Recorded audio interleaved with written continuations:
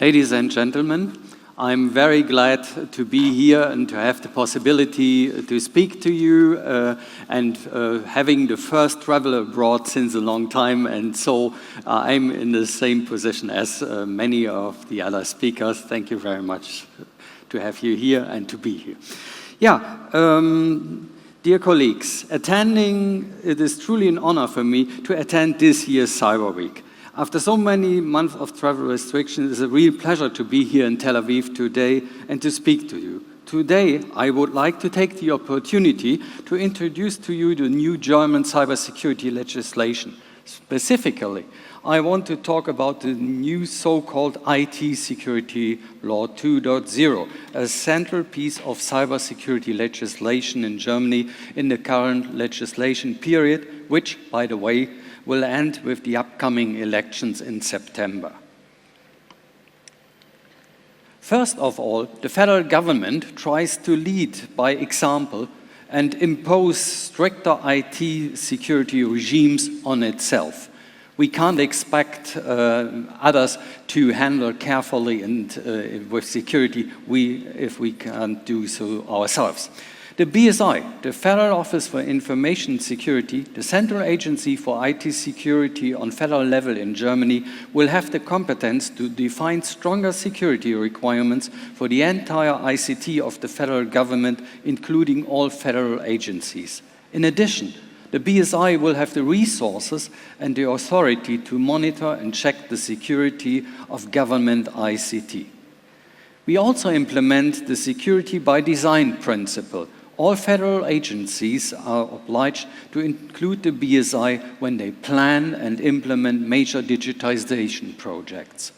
Furthermore, we equip the BSI with a range of competences to more effectively detect, analyze, and combat cyber threats. For example, the BSI can now issue orders to telecommunications and the telemedia providers and instruct them to apply certain measures to restrict, redirect, or prevent the use of services, or to send technical commands to clean up specified systems infected with malicious programs. This advances our capabilities in the combat against ransomware and was already important in the fight against Emotet. In Germany, cybersecurity regulation for critical infrastructures protection has been in place since the first IT Security Act of 2015.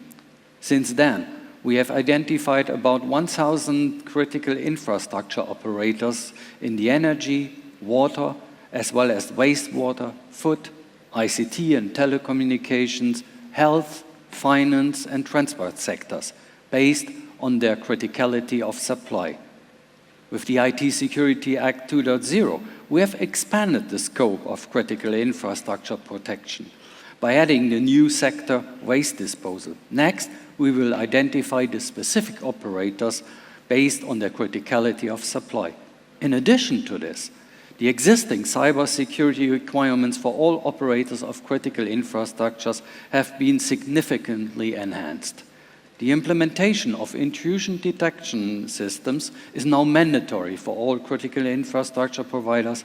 We improved the information exchange between operators and the BSI and introduced regulation for supply chain security, to name just 3 examples. To strengthen cybersecurity in other parts of the private sector, we introduced the new category of so-called companies of special public interest. These companies do not operate critical infrastructures, but are either important due to their activities in the defense, chemical, or biohazard industries, or because of their economic significance due to their contribution to gross domestic product.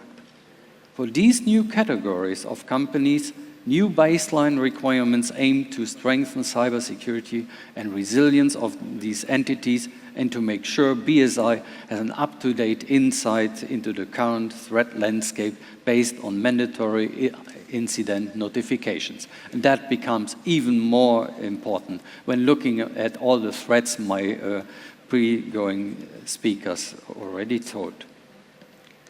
Without a doubt, The protection of critical infrastructure includes supply chain security. In particular, when it comes to the 5G networks, we have to secure infrastructures in a comprehensive way.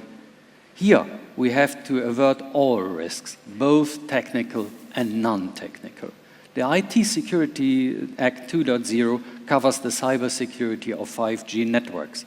The Act introduces provisions regarding the certification of so-called critical components as well as the trustworthiness of vendors. First, the technical requirements like certification. In the future, the certification of so-called critical components will be mandatory in Germany. Otherwise, such a component must not be used in the networks.